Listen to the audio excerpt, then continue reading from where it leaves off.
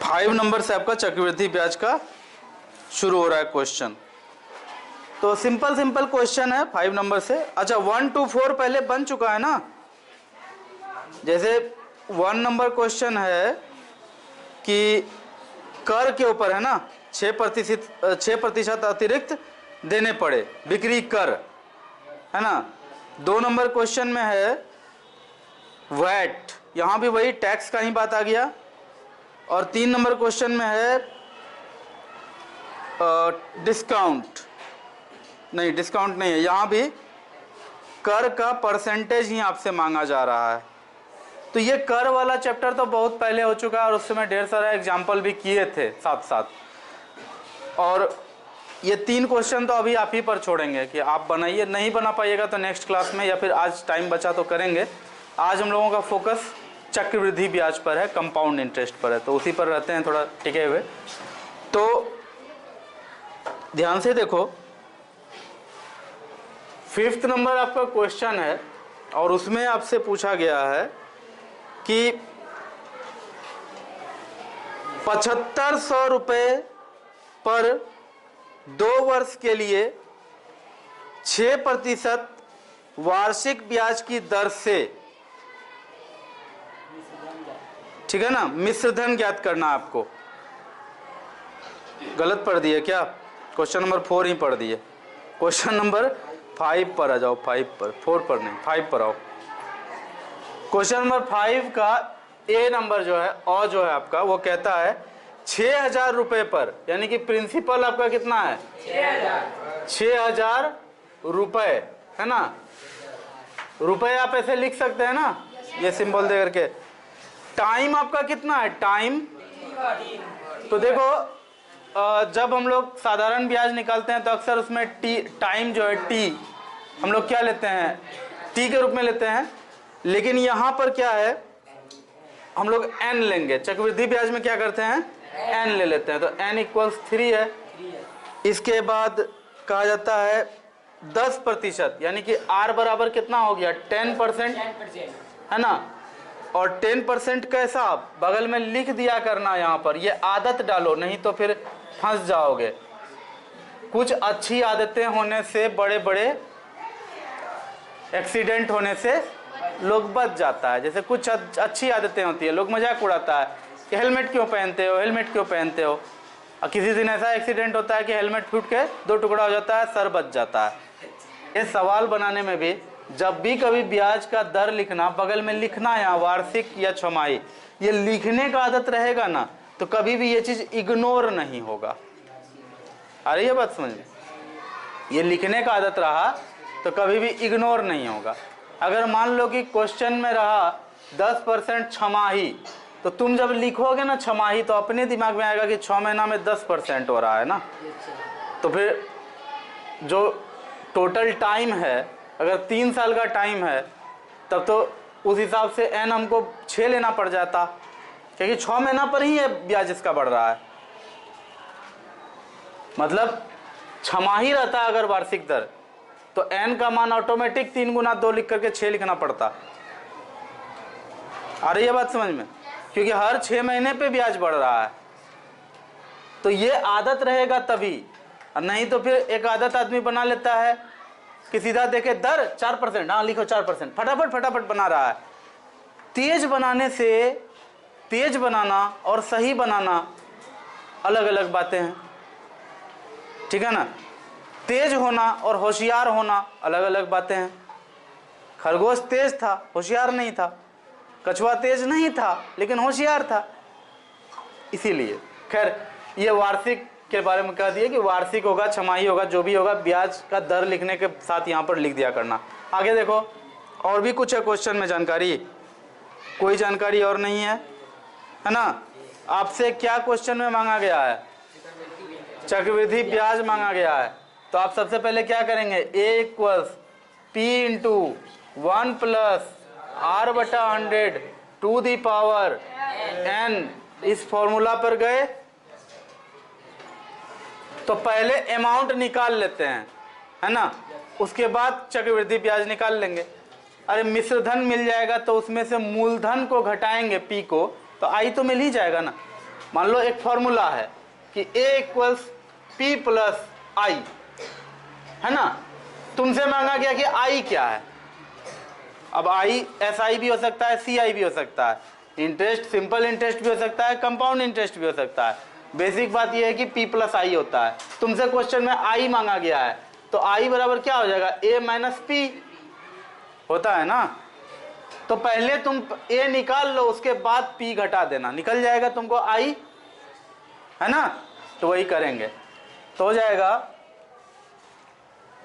6000 into 1 plus 10/100 to the power 3 equals 6000 into, यहाँ तो cut जाएगा ना, नीचे 10 आएगा, है ना। तो एलसीएम 10 होगा, 10 plus 1 to the power 3, finally आएगा 6000 इंटू 11/10 इंटू 11/10 इंटू 11/10। एक जीरो से एक जीरो, दूसरा जीरो से दूसरा जीरो, तीसरा जीरो से तीसरा जीरो, सब खत्म।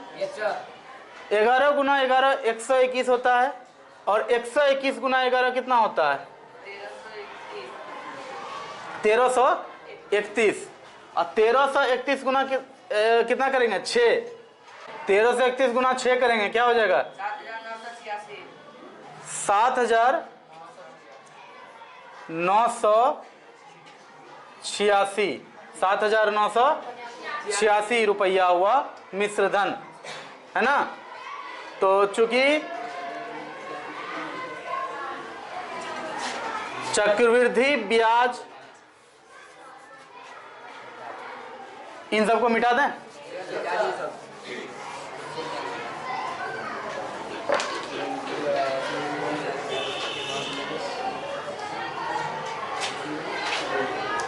चक्रवृद्धि ब्याज बराबर मिश्र धन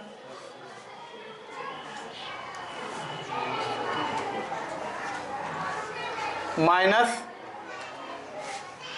मूलधन, नहीं, चक्रवृद्धि ब्याज बराबर मिश्र धन माइनस मूलधन। तो 7986 माइनस 6000, 1986, और ये होगा रुपया में 1986 रुपया, यही होगा आंसर।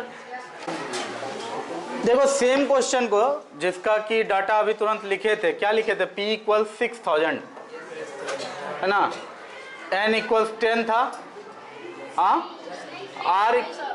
N इक्वल 3 था, R इक्वल 10% था, और वो वार्षिक था,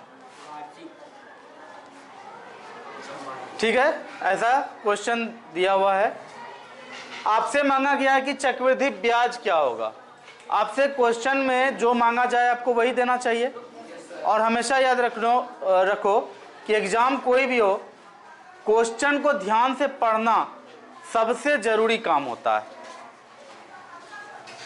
तो हमसे पूछा गया है कि ब्याज क्या होगा, चक्रवृद्धि ब्याज क्या होगा, कंपाउंड इंटरेस्ट बराबर क्या होगा, यही हमसे मांगा गया है। और हम लोग जानते हैं कि A इक्वल्स होता है P प्लस I, है ना। कंपाउंड इंटरेस्ट के केस में CI लिख दो अगर ज्यादा कंफ्यूजन है तो अमाउंट बराबर होता है P प्लस कंपाउंड इंटरेस्ट, मिश्र धन बराबर होता है मूलधन जोड़ ब्याज, है ना। यहाँ चक्रवृद्धि ब्याज का केस है तो चक्रवृद्धि ब्याज, मिश्र धन बराबर मूलधन जोड़ चक्रवृद्धि ब्याज। तो जाहिर सी बात है कि चक्रवृद्धि ब्याज अगर निकालना होगा कि चक्रवृद्धि ब्याज बराबर, तो इसको लिख सकते हैं A माइनस P, मिश्र धन माइनस मूलधन, मिश्र धन माइनस मूलधन। जब हम ऐसा लिख सकते हैं तो अगले ही पल हमारा फॉर्मूला कुछ इस तरह से बैठेगा तब कि A का वैल्यू पहले से जानते हैं कि P into 1 plus R/100 to the power N minus P, तो इक्वल्स P आपका कॉमन आ गया, अब अंदर में है 1 plus R/100 to the power n minus 1, ये 1 बाहर है। अब देखो बहुत लोग, अगर कुछ लोग क्या करते हैं इसमें कि ये 1 और इस 1 को कटा देते हैं, जबकि एकदम नहीं कटा सकते हैं, क्योंकि इस 1 के ऊपर ये 1 इसमें जुटा हुआ है और यहाँ प्लस पावर में n है।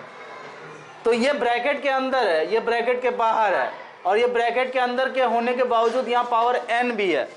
कटने का तो सवाल ही नहीं उठता है, कटेगा ही नहीं। तो देखो इसमें क्या होगा, आगे का कहानी देख लो। P तो आपका 6000 है, उसको रखो बाहर, है ना। 1 प्लस ब्रैकेट के अंदर ब्रैकेट है ना, तो उसको उसी तरह से दो, मिडिल ब्रैकेट फिर छोटा ब्रैकेट 1 प्लस 10/100 के पावर 3 माइनस 1, यहाँ कट जाएगा, है ना, बराबर 6000। तो ये ब्रैकेट मिडिल वाला भी देना ही पड़ेगा। एलसीएम लेंगे, थोड़ा मन में ही कैलकुलेट करो। एलसीएम 10 आएगा, ऊपर में 10 + 1 होगा, 11/10 आएगा। ये 3 बार गुना हो जाएगा, पावर 3 है ना। 11/10 इंटू 11/10 माइनस 1। तो कैलकुलेशन करना इसमें, ठीक है, कैलकुलेट। 1331/1000 माइनस 1, तो फाइनली क्या आएगा, 6 गुना 1, यहाँ 1000 बट्टे में है, कुछ नहीं है तो गुना है ना यहाँ, तो 000 गया, 6 गुना, ओ सॉरी, अभी कैसे जाएगा, अभी तो पहले काम बाकी है ना, पहले कर लो वो काम।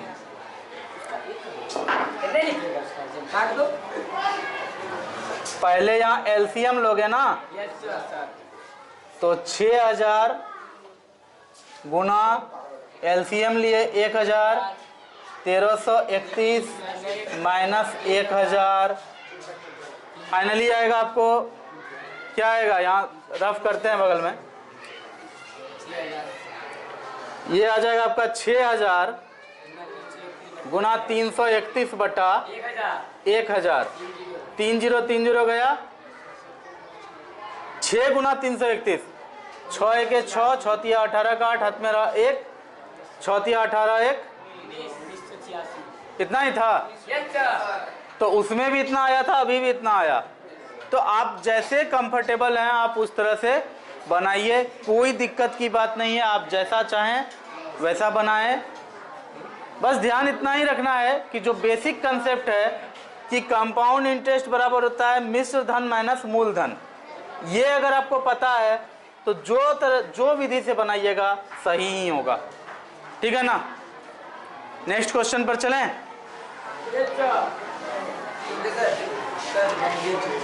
इसको उतारेगा,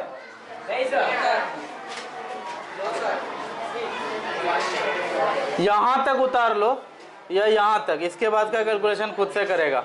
चलो जल्दी उतारो। चलिए देखिए, तो 6 का जो क्वेश्चन है इसमें आपको P निकालना है, टाइम दिया हुआ है और अमाउंट दिया हुआ है और R भी दिया हुआ है ना। R दिया हुआ है आपका 8%, 8% वो भी क्या, वार्षिक, 8% वार्षिक। तो फॉर्मूला होता है A = P × 1 + R/100, है ना, टू द पावर n। ये आपको क्वेश्चन में दे दिया है, कितना दिया है, 7290, 7290 बराबर। P तो आपको निकालना है, इसको रख लिए।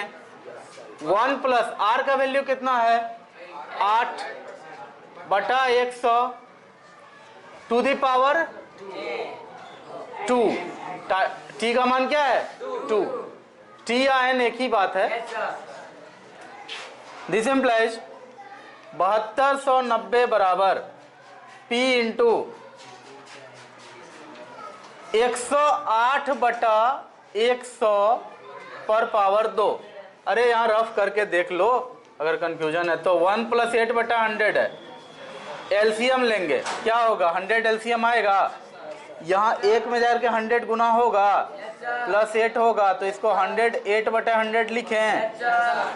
तो इसको बार बार स्टेप में इतना चीज को लिख लिख करके लिखते तो अच्छा नहीं होता, रफ में करके आप अगर इतना दिखा दीजिए और सीधे इसको इतना लिख दीजिए तो चल जाएगा काम, दिक्कत की बात नहीं है। और ऐसे मत करो, ठीक है। 7290 इक्वल्स P इंटू 108/100 गुना 108/100 कर लिए इतना। अब देखो क्या करना है, यहाँ हम लोग को क्या निकालना है, P निकालना है ना।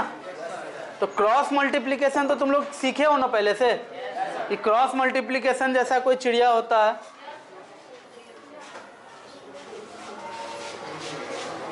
तो क्रॉस मल्टीप्लिकेशन में क्या होता है, जिसको निकालना है उसको रखेंगे, इसके अलावा जो चीज बट्टे के नीचे है वो बराबर के उस पर बट्टे के ऊपर में गुना होता है, और जो यहाँ पर बट्टे के ऊपर है वो बराबर के उस पर जाकर के बट्टे के नीचे गुना होता है। अगर बट्टे नहीं है तो बट्टे देंगे इसके नीचे और उसके नीचे लेके जाएंगे ऊपर वाला चीज, तो क्या हो जाएगा।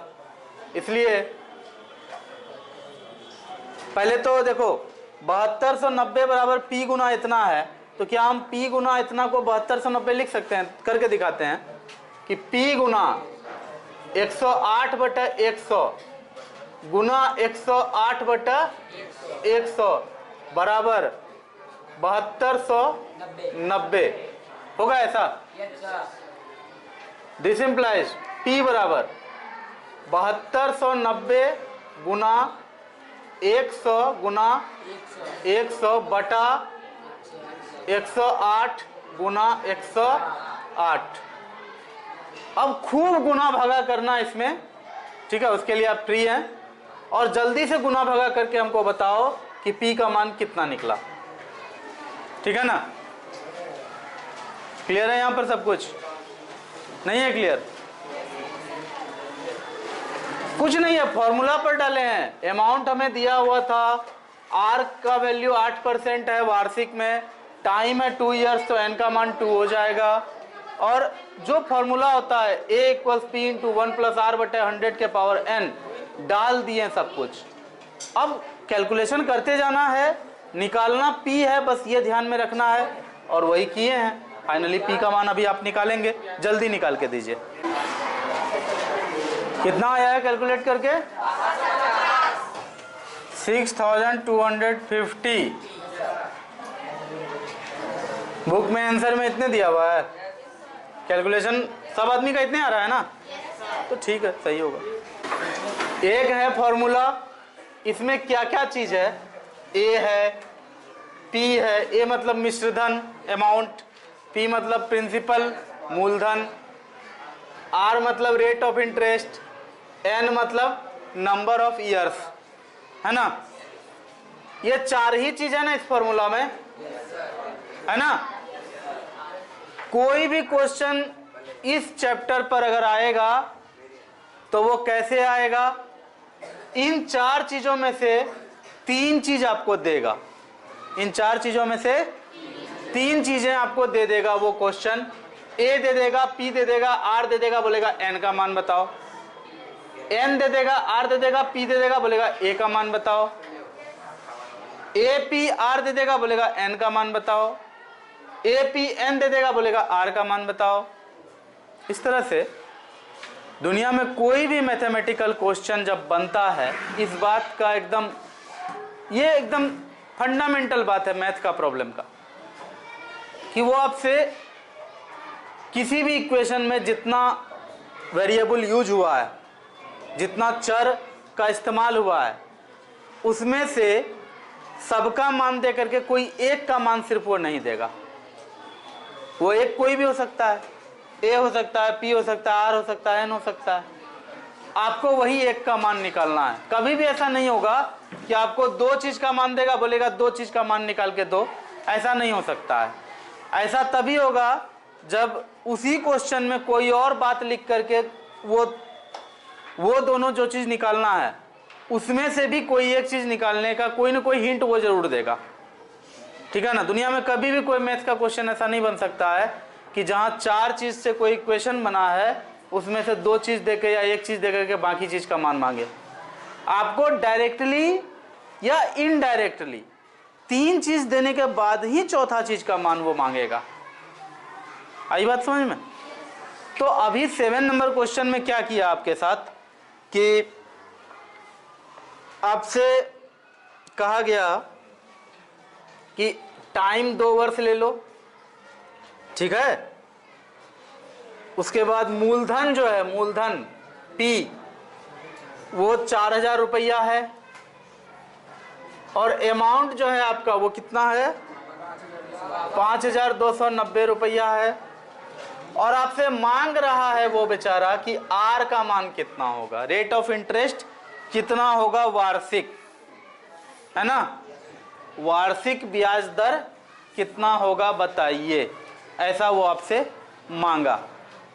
कोई बात नहीं है, हम लोग यहाँ भी वही करेंगे, उस फॉर्मूला को लिखेंगे पहले, A = P × 1 + R/100⁴ रख दो सबका वैल्यू। A का मान कितना है 5290, 5290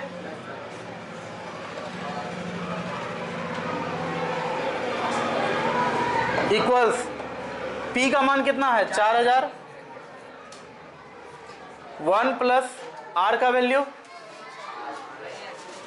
वही तो निकालना है बाबू, ये तो दिया हुआ नहीं ना है, इसी का मान निकालना है तो R ही लिखेंगे। जिसका मान जब तक नहीं मिल जाता है तब तक तो वही लिखा जाएगा जो उसका संकेत है, और ज़्यादातर समय रेट ऑफ इंटरेस्ट का संकेत स्मॉल r रहा है, स्मॉल r लिखा हमने। पावर में क्या चला जाएगा 2, कोई दिक्कत है। अब क्या करेंगे तो 5290 भागा दे देंगे इधर ला करके 4000, क्रॉस मल्टीप्लिकेशन, ये आकर के इधर भागा लग गया। बचेगा क्या यहाँ 1 + R/100 मतलब का होल स्क्वायर, ऐसा होगा। अब तुम याद करो, तुम लोग को वर्ग और वर्गमूल चैप्टर पढ़ाया गया है ना। तो आप क्या करेंगे अब कि कोशिश करेंगे 5290 का वर्गमूल निकालने का, चाहे जो निकल जाए आपको निकालना है। तो 5290 का वर्गमूल निकालिए, पहले 2 से कटाइए, कितना होगा 2 दूनी 4, 2645। बहुत अच्छा, जाहिर सी बात है अब ये 5 से कट जाएगा, ठीक है। इतना होगा क्या 529 आ गया है। ये किससे कटेगा 23 × 23 529 होता है। बहुत अच्छा, थैंक यू सो मच। तो 23 से कट गया है ना। तो अब देखो क्या आपके पास मिलेगा, मतलब वर्ग नहीं निकलेगा। यहाँ पे परफेक्ट स्क्वायर जब नहीं निकलेगा तब फिर इसी में देखेंगे। जैसे यहाँ देखो 23 × 23 तो आ गया, ये 10 एक्स्ट्रा हो रहा है ना। और यहाँ देखो एक 0 कटा देने पर हमारे पास बच जाएगा यहाँ पर 529/400। तो 400 जो है वो 20 × 20 400 होता है, और इधर 23 × 23 529 होता है। अभी आप ही ने बताया, तो इसको लिखेंगे ऐसे कि 23/20 का होल स्क्वायर बराबर 1 + R/100 पे power whole square. Power two चल गया, उड़ गया। दिस इंप्लाइज 23/20 बराबर 1 + R/100। अब 1 को इस पार ले जाओगे माइनस में जाएगा, फिर 100 से गुना करोगे। कुछ कैलकुलेशन करके जल्दी से R का मान बताओ कितना निकलेगा।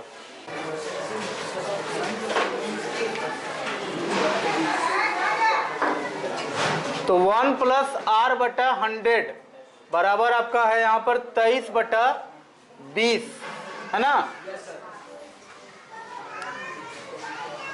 तो फिर हमने क्या किया, R/100 को लिखेंगे 23/20 घाटा 1 है ना।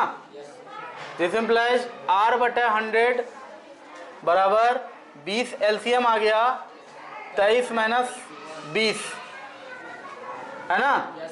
दिस इम्प्लाइज R बराबर 23 - 20 कितना हो जाएगा 3/20 और 100 इधर आके गुना होगा ऊपर। कम इन, ये 0 0 गया, 2 पंचे 10, 5 तिया 15, तो R का वैल्यू आया है 15% वार्षिक। ठीक है ना। वार्षिक तो क्वेश्चन में ही कह दिया था, तो वार्षिक ही निकालेंगे ना।